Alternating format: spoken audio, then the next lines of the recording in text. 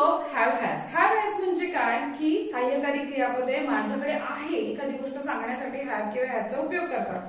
आता इथे आपण वाक्य बघतोय, इथे आपल्याला याचा वापर करायचा आहे. I, he, we, she, it हे सगळे काय सर्वनामं आहेत, कर्ता आहेत.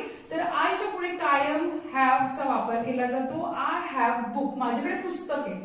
He has, he, she, it यांच्यासमोर हॅज वापरतात. ही हॅज अ डॉग म्हणजे त्याच्याकडे कुत्रा आहे. वी हे दोन व्यक्तींसाठी वापरतात सर्वनाम म्हणून. वी हॅव कॅट्स, आमच्याकडे मांजरे. शीच्या पुढे येणार she has two books. It has a toy, त्याच्याकडे खेळणं आहे. यू हॅव 3 ब्रदर्स, तुझे 3 भावंड आहेत.